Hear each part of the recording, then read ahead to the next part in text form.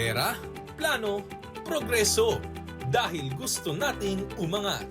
Narito na ang Pera Talks. Usapang may sense para sa bulsa at buhay.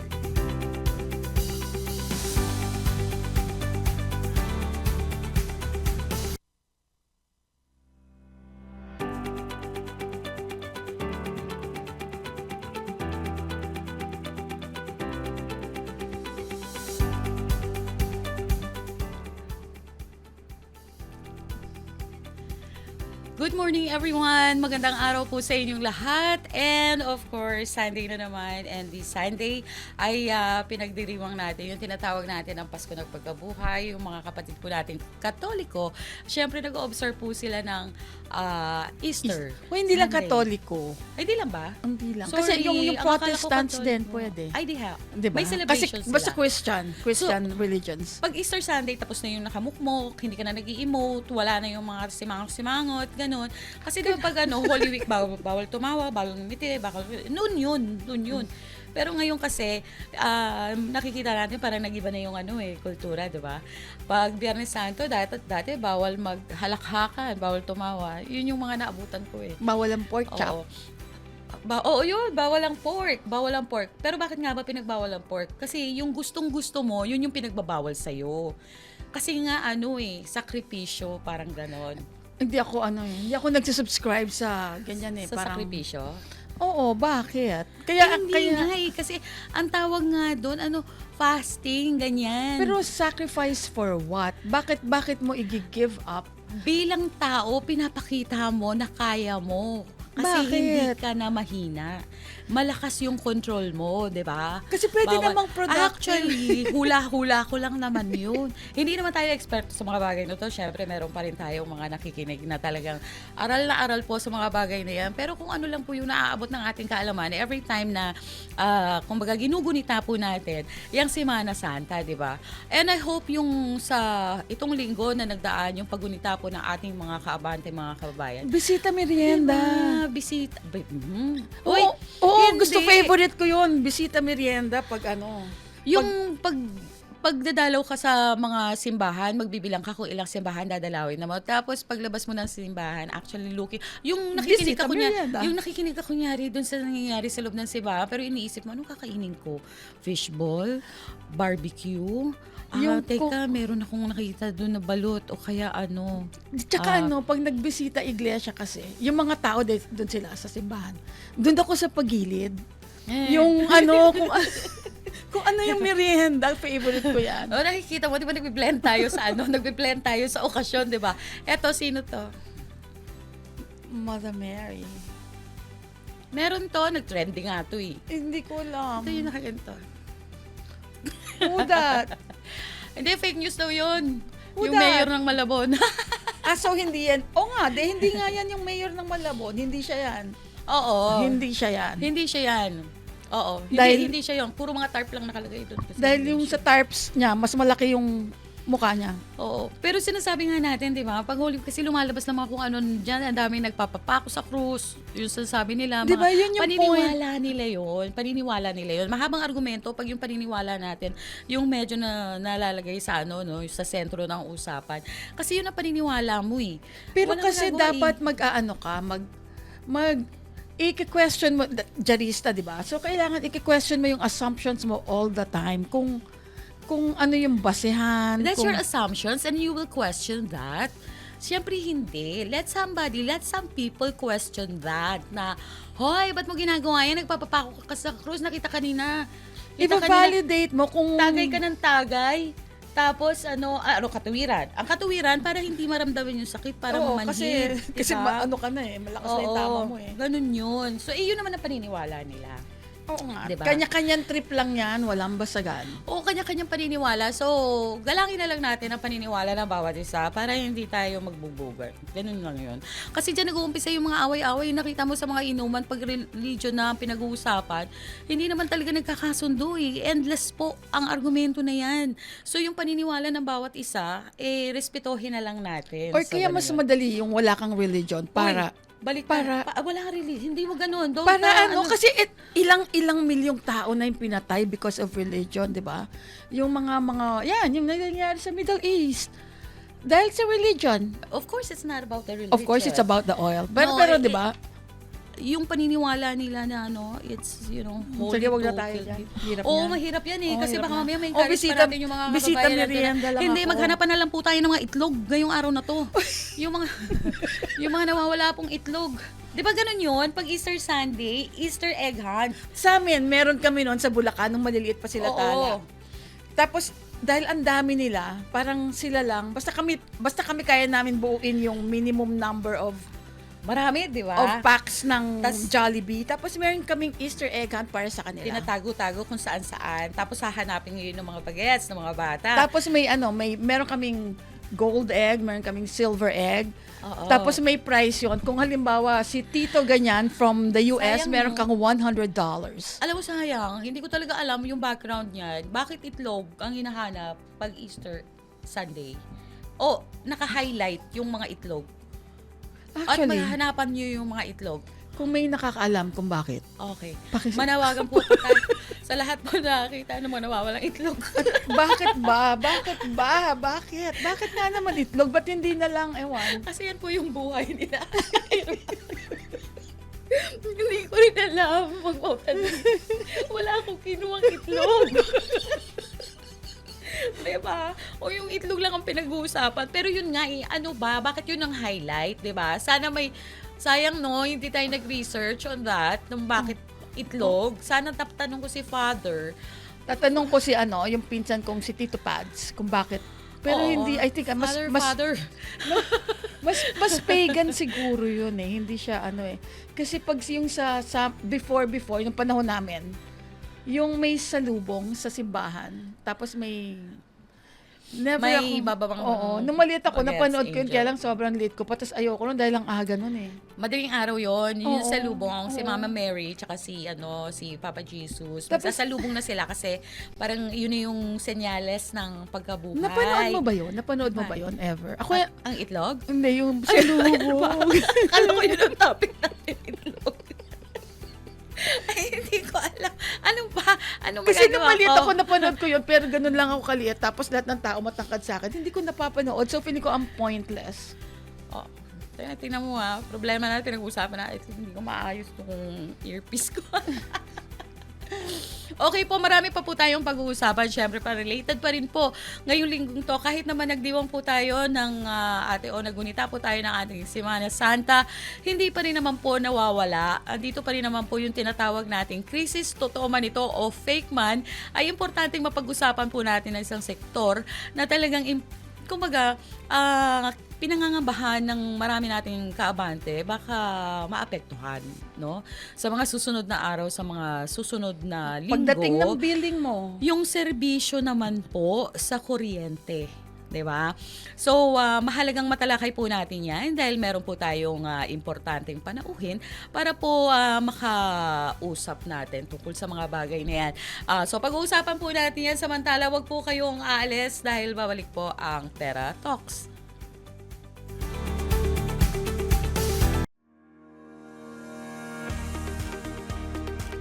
Mga kaabanteng OFW, saan ka man panig ng mundo? Ano man ang pinagdadaanan mo?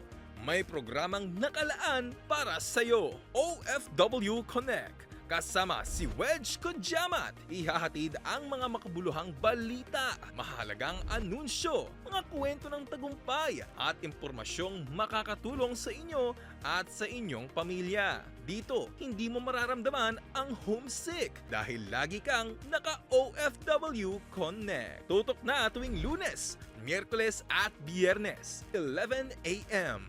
Dito lang sa Abante. Kasama mo. Abante Reels. Noong March 7, dinala ng proyektong Praia para Todos o Beach for All ang mga persons with disabilities at may reduced mobility sa tubig ng Copacabana gamit ang mga specialized aquatic chairs at tulong ng mga volunteer. Ayon sa volunteer na si Vitor Muniz, libre ang proyekto at layunin itong bigyan ng PWDs ng kompleto at dekalidad na beach experience. Ikwinento naman ng retiradong guro na si Alice Neves na matapos ang kanyang aksidente, 1 taon siyang hindi nakapunta sa beach at napaiyak siyang muli nang ito'y makita. Para kay Attorney Claudia da Silva, nakapagpapalakas ng loob ang inclusive at dignified ocean swim na may accessible equipment para sa mga taong may kapansanan.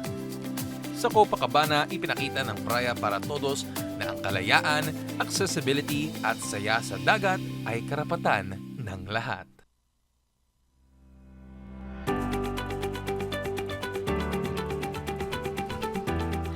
Okay po, nagbabalik po ang Pera Talks gaya po ng nabanggit namin kanina. Importante rin po na matalakay natin ang issue tungkol po sa kuryente. Ayan po ang karamihan ng ating mga kababayan. Inaabangan po yan no?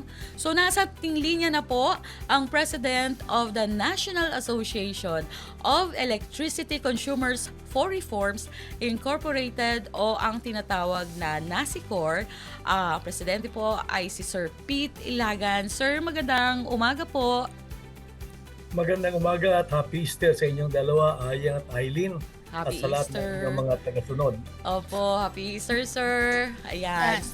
Sir, tatanong ko lang, ano yung nakikinita mong mangyayari sa bill natin or sa energy industry in general? Saan nangyayari ngayon?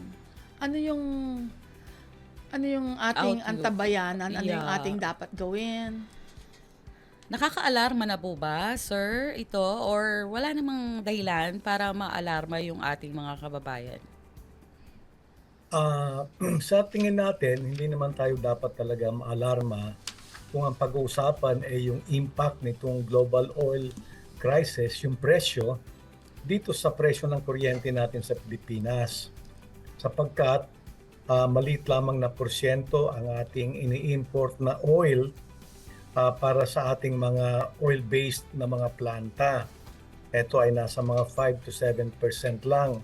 Dahil sa malaking bahagi ng ating demand para sa ating mga planta na nagsusupply ng kuryente sa mga distribution utilities gaya ng Meralco ay yung coal. Ito ay sa 60% ng ating pangailangan. At ang ating coal naman ay hindi naman nagmumula sa mga bansang yan, sa Middle East, kung hindi largely dito lang amang sa Indonesia at saka sa Australia. Mas maganda kasi yung klase ng coal dyan. Yung British thermal unit nila, mas mataas ang content, mas maganda, although mas mahal. So hindi tayo masyadong affected except na tataas lamang yung transportation cost ng kanilang pag-export sa atin. Doon lang tayo medyo maapektuhan. Mas medyo nakakabahala itong anunsyo, yung balita ng Energy Regulatory Commission na pagdating ng summer months ay maaring sumipa ulit itong biglang pagtaas ng presyo dahil alam naman natin historically kapag ka summer months ay merong dumarating na mga yellow and red alerts dahil merong mga planta na dahil sa kanilang kalumaan ay bigla na lamang humihinto ng operasyon at kailangang ipailalim sa maintenance na hindi ito naka-schedule. Mang Kaya Pete, dito, Mang Pete, nagre-resort.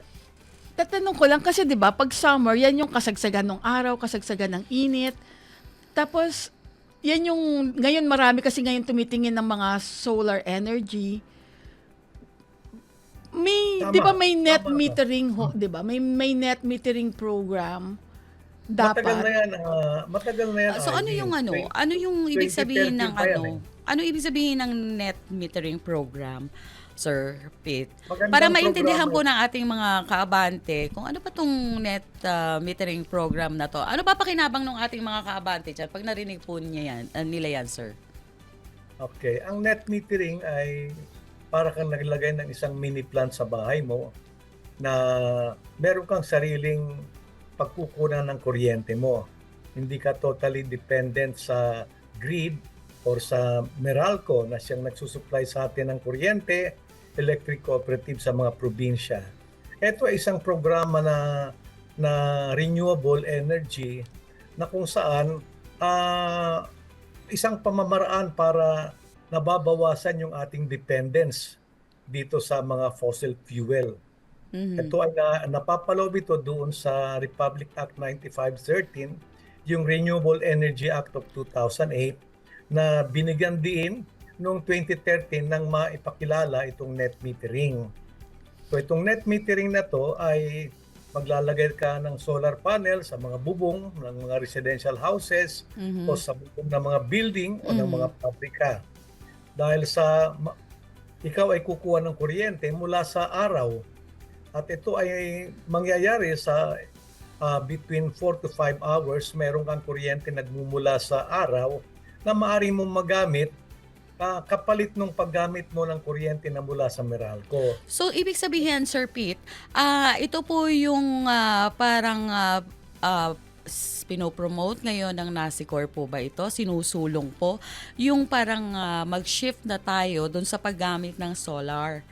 Ito po ba yon? Para mas mabawasan po yung konsumo natin. O sabihin na natin, yung kuryente nanggagaling sa Meralco. Kasi malaking kabawasan di umano. Kasi ako, hindi ko pa nararanasan yung mag-shift from the regular electricity to solar. Siguro mga 5-6 years ago, sinasabi nila, sir, na parang mahal yung magpa-solar. Pero ngayon, parang sabi nila, malaki na po yung ibinawas. Para magka-idea po yung ating mga kababayan, at least na makukuwenta nila, kaya ba yung magpa-solar? Yes, maganda, of course. Kasi kung mawala ng kuryente, di ba, may solar ka. Di po ba, sir? Tama yan, Ayen. Sa ngayon, pumapatak sa yung isang 3 kilowatt na solar panel, mapatak yan ng mga 180 to 220,000. At alam naman natin ang solar panels, 3 kilowatt. So kung i-multiply mo yan by 5 hours a day, meron kang 15 kilowatt hours a day na puproduce. At i-multiply mo yan by 30 days, meron kang about 450 kilowatt hours na nakukuhang kuryente mula sa araw. Sir, ito lang po, yung 3 kilowatt na kapasidad ng isang power o panel na kumukuha ng enerhiya, galing po yan sa araw na sinasabi natin. Ito po ay nagkakahalaga na magkano, sir? 180,000 to 220,000. 180 to 220,000. Pero, pesos, yes. ang consumption mo, malaki na ba to? Wala kasi ko idea 450 Malaki yan, kilowatt. yung 450,000. Kung titignan mo ang bill mo, pagka mga may aircon na bahay, yan, pumapalo ka ng 500 kilowatt hours a month. At Okay. ikaw nagbabayad niya ng mga almost 6,000 a month. Okay. Ay lalo ngayon, pumapalo na ngayon ang Meralco ng 13, almost 14 pesos tayo per kilowatt hour. O nga, Yung sir, palong-palo kamura. talaga yung Meralco ngayon. Oo. Tapos yung kanilang generation cost ngayon, mga nasa sa kanilang website, 7 pesos and 86 centavos for March. So malaking bagay yan. Kaya kung isang parang solusyon nga itong solar panel sa mga customers ng mga distribution utilities, sapagkat hindi na tayo masyadong maalarma kapag may ganyang global oil crisis o magkaroon ng crisis din sa pag-import ng coal. Nang sa ganun, we can look forward to a more stable supply of electricity. Oo, correct, sir. And mababawasan na also yung kinikita ng Meralco. Kasi yun At naman mas yung gaga- ating focus, no? Tama yan. Mababawasan yung kanilang pangontrata. Oo, Diba? mababawasan yung At kita nila. mababawasan na rin yung pagiging biktima ng captive customers diyan sa presyo sa wholesale electricity spot market. So, malapit na dumating yung sad days ng Meralco.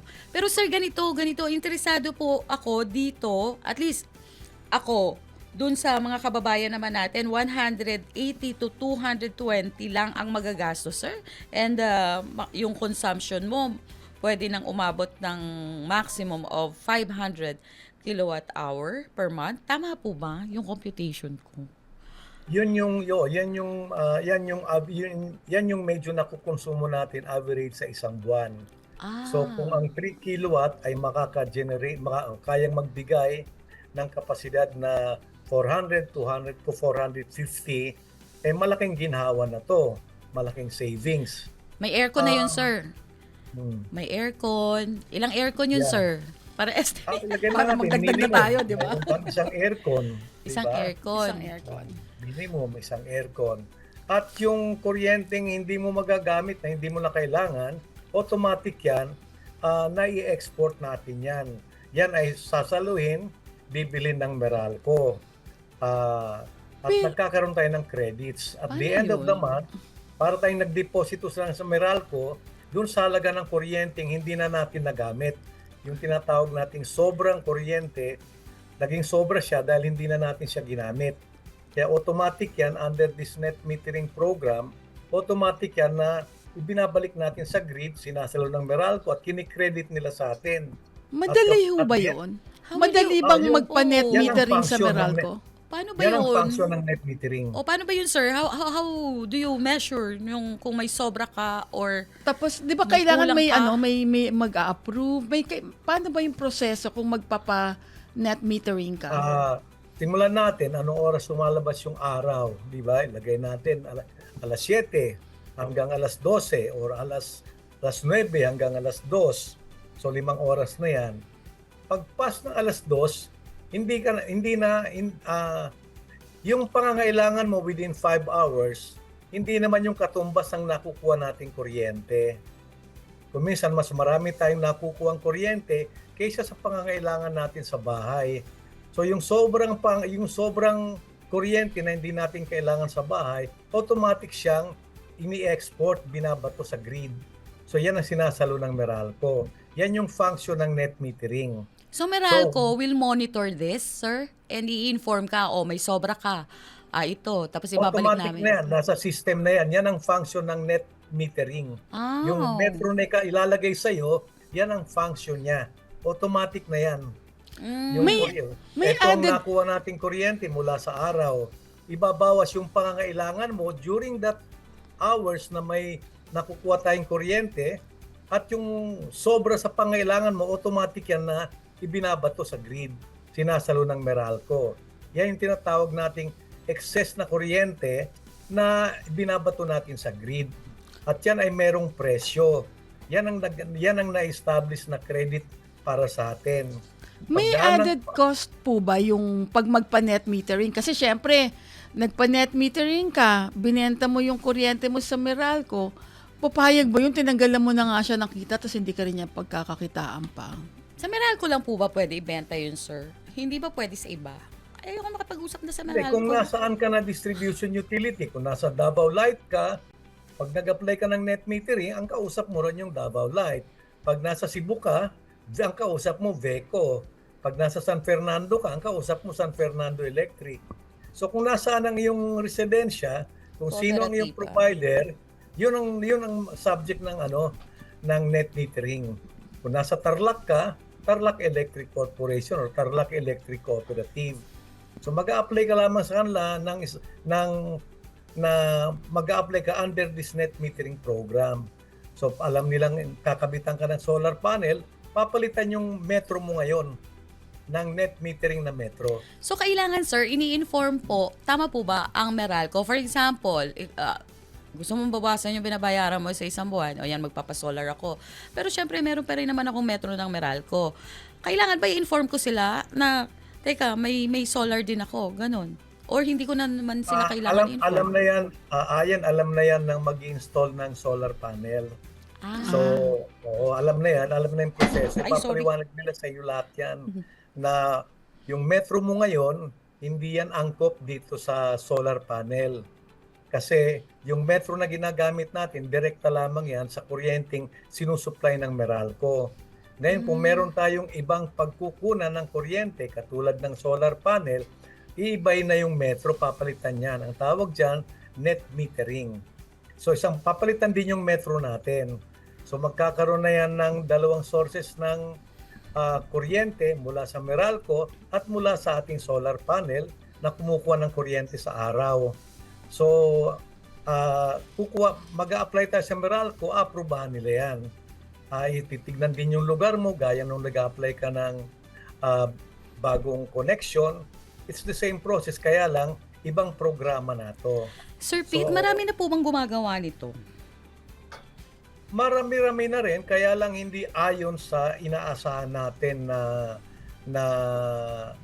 na bilis, Outcome. dahil nga sa medyo questionable yung pagbili at pagbenta ng Meralco. Dahil ang karamihang question diyan, sinasabi nila na bakit mahal ang bayad, bakit mahal ang bili namin sa inyo? Kasi ang bili natin sa Meralco nagsisimula sa generation, cost of transmission, system loss, at yung distribution charges. Kasama pa yung mga kadagdagan, nandyan yung FEEP, nandyan yung missionary charge, nandyan yung GAP ngayon, at nandyan pa yung mga tinatawag na under recovery na kadagdagang paniningil. Katulad nung 2 weeks ago, sinabi ng ERC na dahil sa price adjustment nung ilang mga kumpanya, pagtaas ng oil in 2022, sila ay merong under recovery kaya tataas ang presyo. Lahat yan ay hindi na-factor in pag sila ang bumibili sa atin.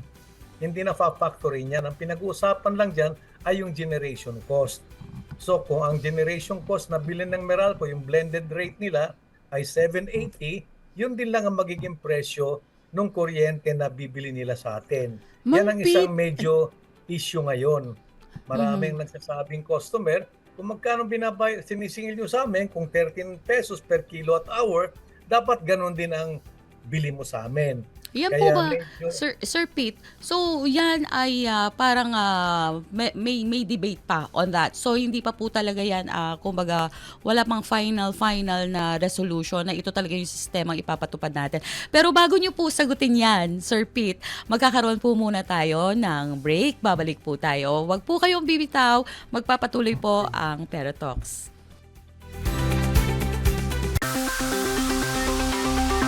Hoy! Ikaw! Ikaw nga! Makinig ka! May programa na handang talakayin ang mahalagang issues ng bayan. Pakinggan ang boses ng ating mamamayan. Kasama ang veteranong mamamahayag na si Ellie Saludar. Hoy! Listen! Lunes hanggang Biyernes, 4 p.m. Dito lang sa Abante. Kasama mo! Early bird gets the early worm. Dahil dyan, ang inyong paboritong showbiz program, mas maaga nyo nang mapapanood. Chika, intriga, trending at masayang kwentuhan. Endurance. Well, tingnan natin. Alam mo, mas nagiging exciting, Ihahatid ng AE Ninin tuwing Lunes, Miyerkules at Biyernes 10 a.m. At mag-enroll sa Marisol Academy para hindi mahuli sa showbiz ganap. Ay, ayun na. Hindi mo mabagay si Carlos yun. Tuwing Martes at Huwebes, 10 a.m. at Linggo, 4 p.m. Dito lang lahat yan sa Abante. Kasama mo.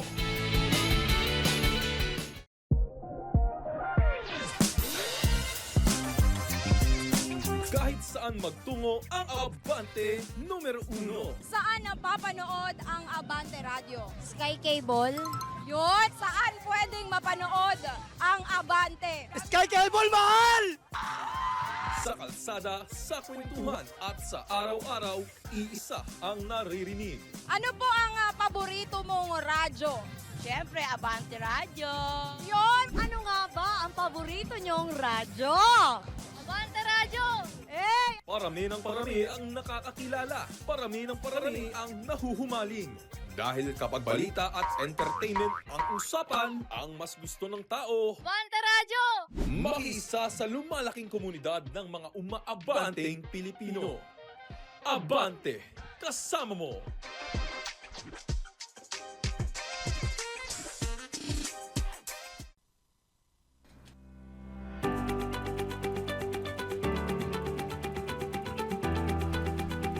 Nagbabalik po ang Tera Talks at syempre kasama pa rin po natin ang presidente ng National Association of Electricity Consumers for Reforms Incorporated, Sir Pete Ilagan. Sir, yung huli po nating medyo bitin kanina na hindi nyo nasagot, no? At saka hindi, may gusto kong idagdag. Yung kanina kasi may sinabi rin po kayo na tungkol sa under recovery na may abiso. So, kasi mga 64 centavos per kilowatt hour yan. Yan yung under recovery ng SP San Miguel, SPPC, at saka ng Aboitiz at ng Panay Energy Development. So may kadagdagan tayo ngayon yan. Simula ng Marso, sabi nila na i-apply na yan. At etong bagong anunsyo ng ERC na 2 to 4 pesos ang maaring iakyat ng presyo ng kuryente mula dyan sa wholesale electricity spot market.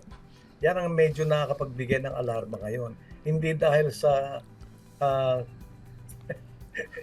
to 4 pesos normal po. na nangyayari sa atin taon-taon kahit walang global oil crisis eh. Yung 2 to 4 pesos po sa WESM, tama? Ano what's Sa WESM?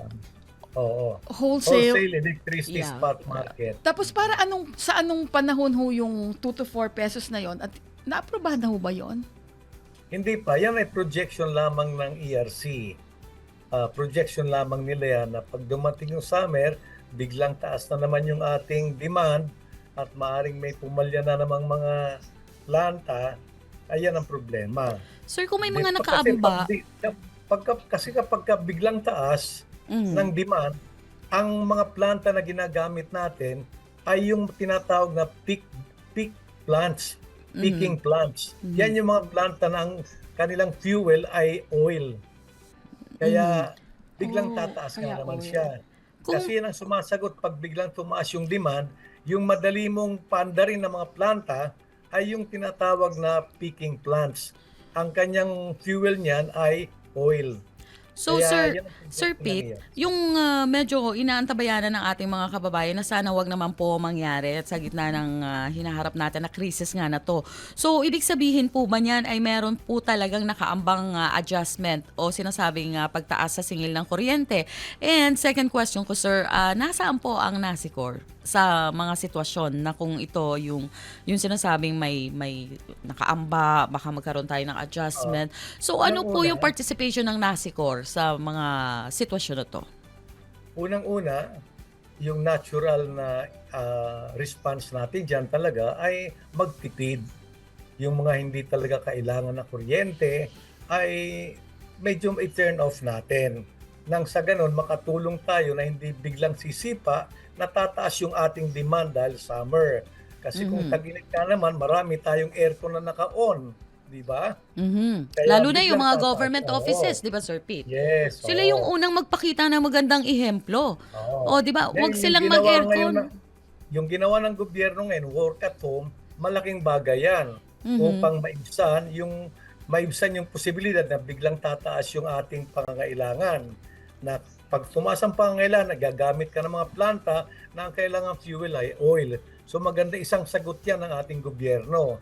So magiging less na yung demand. Kaya maaring hindi mangyari ang biglang dagdag ng 2 to 4 pesos kapag ang mga customers ay maging cooperative at gumawa ng kanyang sariling pamamaraan na mabawasan yung kanilang paggamit ng kuryente.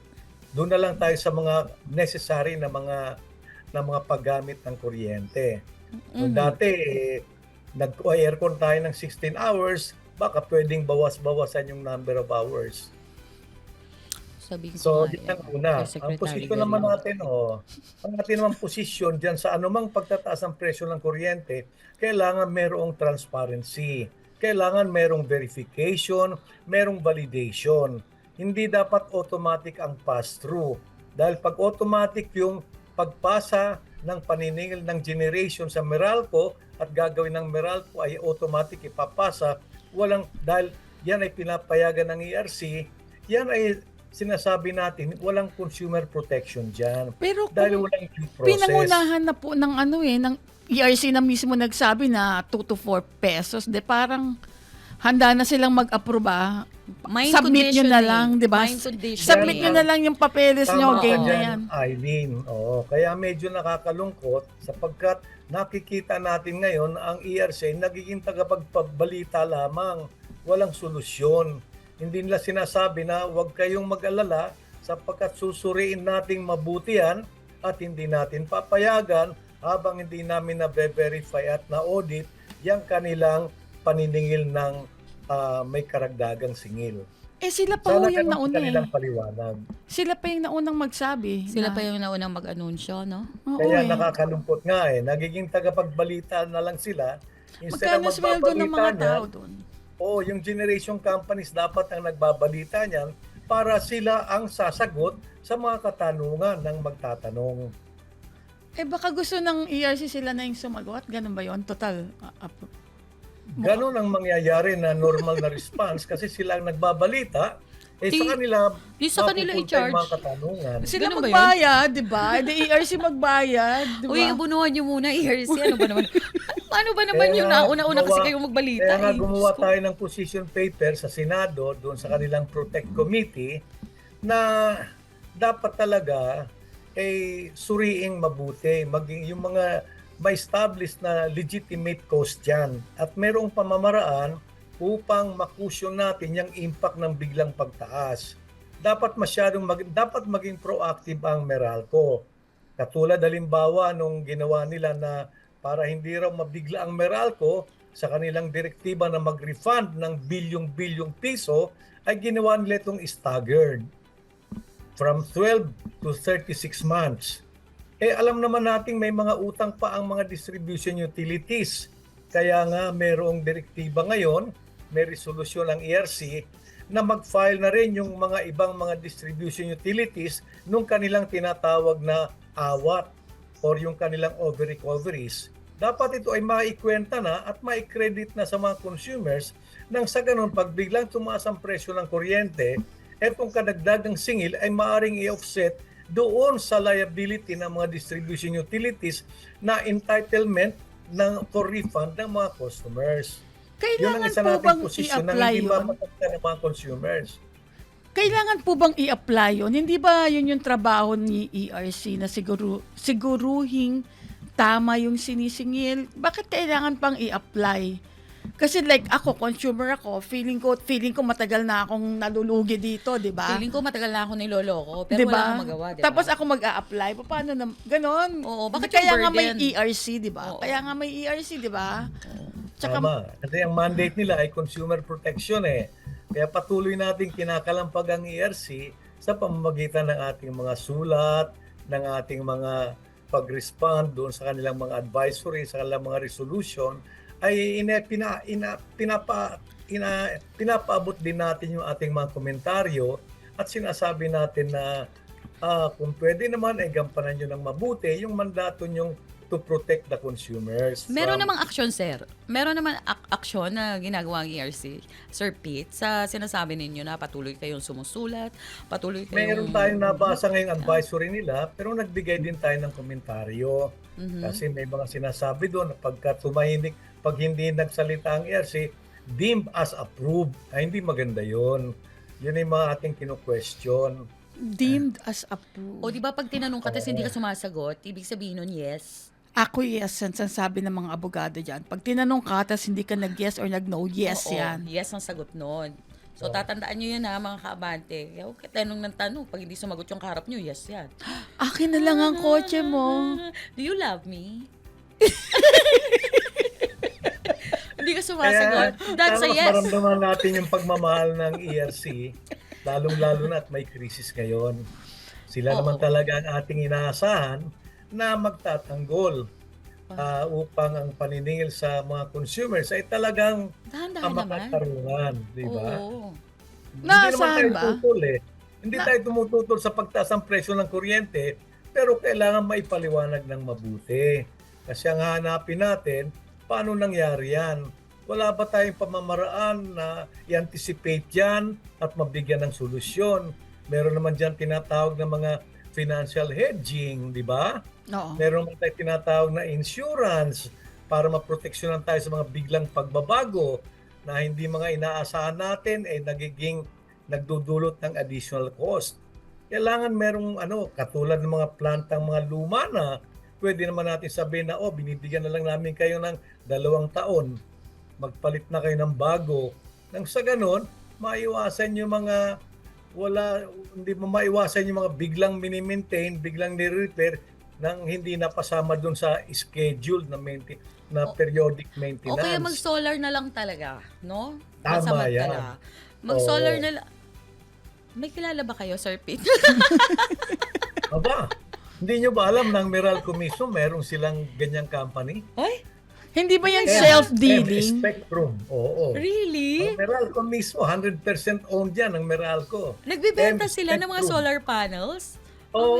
Meralco. Oh, i-type mo, i-google mo lang, M Spectrum. Ako na nag-advertise, ha?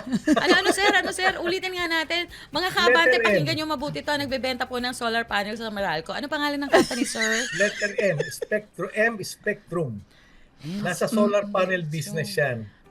So pag nabitin yung kuryente mo, para pwede ka na lang bumili sa kanila, ganon? Ganon ba yon? Ikaw Pwede. bibili ka sa kanila. Ako hindi ako bibili sa kanila. Parang kalimutan muna natin ng isa't isa.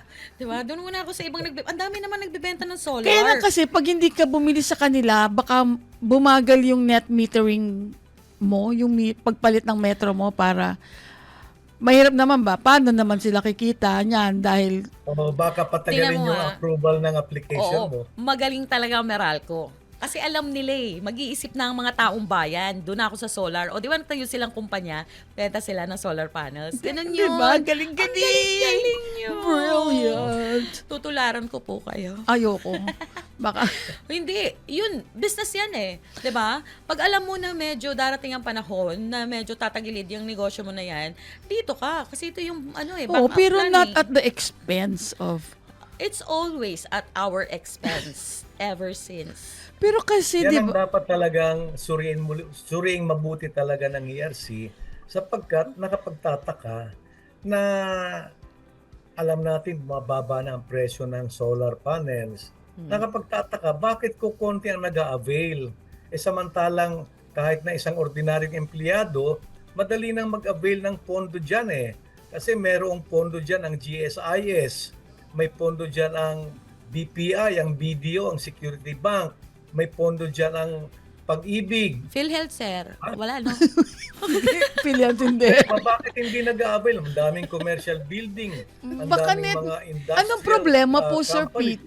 Meron Bakit? palang ganong proyekto. Bakit Yung mga hindi? binanggit nyo. Bakit Bakit- hindi mag-avail?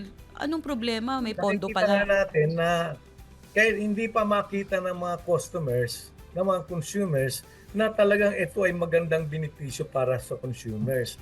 Isa na nga dyan, matagal daw ang nababalitaan natin doon sa mga pribadong mga provider ng solar panels, napakatagal daw ng application, pahirapan. Sa net metering. Kalawa, yung sinasabi nga na mura ang bili ng Meralco doon sa excess kuryente mo, tapos mahal ang benta nila sa atin. Kailangan talaga magkaroon pa ng mga public consultation dito ng lahat ng mga katanungan na maaring makatulong na mas maging maganda ang promotion nitong solar panel sa rooftop. Di ba? Kailangan magkaroon ng talagang aggressive na information campaign and public consultation upang yung mga agam-agam natin ay masagot at makapag-avail na tayo ng solar dahil malaking solusyon ito dito sa ating dependence sa imported fuel. Pero pwede ka Malaking naman, sir, bagay ito. for example, na mag-solar ka na without, consulting Meralco. Pero on your own, parang personal decision mo yun na part ng consumption ko for the ref, for example, so ilang electric fans, ganyan, iso-solar power ko na yan para at least makakabawas na yan sa binabayad ko sa Meralco. Nang hindi nila nalalaman, of course, hindi man sila pwedeng pumasok sa loob ng bahay natin. Meron akong mga kakilala, Eileen, na talagang hindi na sila tumatanggap ng kuryente sa kanilang provider. Pero malaking investment na kailangan. May solar ka at mayroon kang battery na mag-i-store para kapag wala na yung kuryente mula sa araw, yung baterya mo, doon ini-store yung excess capacity mo, doon nag-i-store. Yung gano'n, Yung parang ibang generator. Pero kakabit di nila ba ng mas wind mahal power yung- din sa bahay nila. Kaya lang, talagang malaki ang investment dyan. Mas mahal yung baterya, di ba po? Yes, oo. Magkano abutin Kaya- nun, kaya- Sir Pete? Hindi ko pa masyadong nare-research yung cost ng battery Doon pa lang tayo sa solar panel na pinagmamalaki ng mga solar companies na 4 to 5 years, bawi mo yung investment mo. Kung yung investment mo ay 200,000, in 4 to 5 years, bawi mo na yan. Kaya yung remaining 20 years na buhay ng solar mo, yun ay return on investment mo na. Yun yung kanilang paliwanag. Kaya nga dapat sa public consultation, yung mga nag-avail na ng solar, silang makapagpapatunay nito kung totoo itong claim ng mga solar companies eh. Correct, sir. Na ang tinatawag na 4 to 5 lamang, after 4 to 5 years ay magsisimula na silang makarecover nung cost ng kanilang investment. Ang makapagpapatunay niyan, yung mga nag-avail na ng solar panels at saka nasa net metering program na. Sir, Kaya naka-solar sana, ka na ba, Sir Pete? Hindi pa. Ay, hindi pa. Ngayon pa lang kami nag-iisip ni Mrs. Oo, palagay ko. Alam mo kung hindi tayo inaabot ng ganitong krisis, minsan naisasantabi natin yung mga ganyang magagandang ideas eh. Pero pag may ganyan na, pag crisis Pero na pag talaga. hindi na, ewan ko kung totoo yung crisis na to. O, di ba? Hindi ko alam eh. Hindi rin natin alam eh kung totoo to eh. Pero mas maganda na yung naghahanda tayo, di ba, Sir Pete? Kasi mahirap yun eh. Parang every now and then, parang hindi mo alam eh, na ito yung Pero babayaran malaking mo. tulong din ito sa pag-address natin sa issue ng climate change, sa pollution, di ba? True. Malaking tulong ito. Kaya talagang we should go solar na eh. Dapat mas maging agresibo ang Department of Energy at ang Energy Regulatory Commission at kasama na dyan ang National Electrification sa pag-promote ng renewable energy, lalong-lalo na itong net metering. Papagtibayan natin na maging pro-consumer talaga Correct. itong solar panels. Kaya nga po sir, nandyan po kayo. Kasi ang mga katulad nyo po, yan po ang magtatanggol sa karapatan ng ating mga consumers, no? Pagdating dyan sa usapin ng pagbabayad sa kuryente, alam mo yung mga ganyan. Sir, panghuling mensahe po sa ating mga kababayan. Meron ka pa bang huling tanong kay sir? Kasi, ayan sir. Tinignan ko yung oo. hinahanap ko kung magkano kinita ng Meralco eh. At tinitingnan mo, chinecheck mo. Oo, dahil- Ako, ang dami kong imbitasyon eh. Maghanap na raw ako ng mga itlog. Ay, hindi. Yun lang Opo. naman ang ating hihingin, ano? Okay, sir. Inihiling natin na ang Department of Energy, ang Energy Regulatory Commission, ang National Electrification Administration ay talagang magkaisa sa pagprotekta sa mga consumers. Sila ang dapat magsabi na, oy, yung paniningil yung mga sobra, yan ay aming i-verify talaga. Yan ay aming i-audit bago natin ipasa sa consumers. At ERC, yung mga dapat ipa-refund sa mga utilities, sa mga consumers, yung sobrang paniningil, dapat makwenta na agad yan. Madali namang ikwenta yan eh. Sapagkat nandyan naman yung annual report nila, nandyan naman yung approved na revenue. Makikita agad natin yung sobrang paniningil ayon dun sa tinalaga ng ERC na requirement lamang na annual revenue. Madali makwenta yan. Yes po. At sabihin agad na wag na munang singilin ang consumer. Magkaroon tayo ng offsetting. Nang sa ganun maging magaan sa mga consumers dahil ang pinoproblema ngayon ng mga consumers ay etong pagtaas ng mga bilihin din, di ba? Ng ibang bili, hindi lamang sa kuryente dahil nga sa krisis na to. Sana nga po, Kailangan Sir mas Pete, no? maging- Tayo ay mapakinggan po nung mga nakaupo sa ating gobyerno. Sir Pete, thank you so much. Kailangan na po natin na pansamantalang magpaalam. Maraming Salamat din salamat sa inyong po. dalawa. Thank you. Maraming salamat Eileen, sa inyong oras, sir. Mabuhay po kayo. And that was the President of the National Association of Electricity Consumers for Reforms and Mahaba kasi. Nasicor. Yan po si Mr. Pete Ilagan. Ayan. Isang oras na naman ang lumipas, no? At least naiintindihan ko yung sinusulong naman ng Nasicor. Parang first time ko kasi marinig itong grupo na to. Meron silang pinaglalaban, oo. Sana papakinggan sila, lalo na katatapos lang ng paggunita ng Holy Week. Fresh pa siguro, no, yung pagsisising ginawa ng mga politiko. Yung mga politikong wala silang konsensya bago mag-Holy Week. Kaya nga Ngayong nagpolitiko nag-Holy Week, diba, medyo nagkaroon ng parang na-refresh naman siguro sila, no? Pakinggan naman nila yung hinaing ng ating mga kababayan. Ayan, isang oras na naman, Eileen, ang lumipas. And of course, magpapasalamat po kami. Lagi po kami magpapasalamat dahil kanina, nung isang linggo, nagkaroon nga ng balita at saka breaking news po talaga. Ang Bangko Sentral ng Pilipinas, no? ERC naman oo. ngayon. Ang ERC, matuto po kayo magbilang kasi ang bawat piso dito ay ay hindi lang may kwento, pero ito ay bagong balita.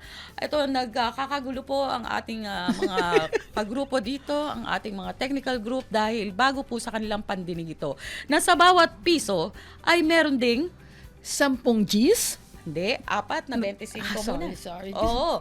So, bago. Yung G's kasi ngayon parang wala ng value. Kaya kayo, mga mamimili, kayo pong mga negosyante, ay matuto po kayong mag-value ng 25. Kasi meron na po mga groceries ngayon, hindi na nila value yung 25 kasi parang wala ng value sa kanila. Actually, Pinapalitan nila ng piso. candy. Piso Diba? hindi na nga binibigay, hindi na sasabihin sa'yo eh. Ayun po. So, kami po ay pansamantalang magpapaalam. Shoutout po sa lahat ng mga kaabante natin sa Philippine Mobile Music and Theater Productions Company. Again po. Opo. Thank you, Courtney. Oh, Courtney, thank you so much sa aming executive producer at si Mark po. Again, maraming salamat po sa inyong lahat dahil Easter Sunday, tayo po ay magdiwang at maging masaya sa bawat itlog na ating makikita. Ayan po. Okay, so hanggang sa susunod na linggo po. Ito po ang inyong lingkod. Maraming salamat po. Ayan Infante po. Eileen Mencias. Bye for now.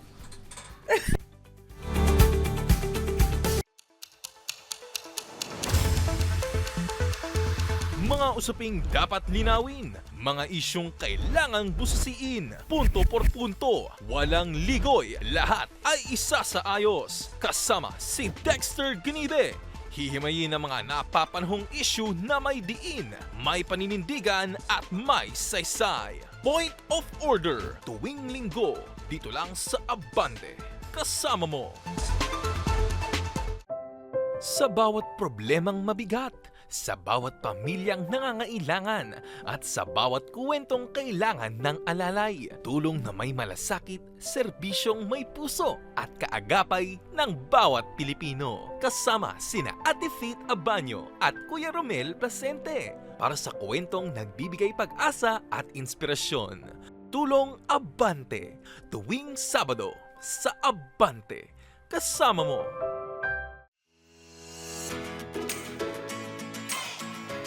Trip mo bang mag-travel? Well, hindi mo na kailangang mag-abroad para magbakasyon. Paalala po mga kaabante, ang saya sa biyahe, mas ramdam dito sa atin. Sa bawat lakad at bakasyon sa Pilipinas, may natutulungan kang lokal na negosyo, may nadaragdagang kang trabaho, at may naiaambag ka na kabuhayan sa kapwa Pilipino. Kaya suportahan natin ang sariling atin ng responsable, ligtas, at makabuluhan. Ako po si Bea Rose Santiago at para sa more travel tips at information, manatiling tumutok sa Abante. Kasama mo sa bawat biyahe.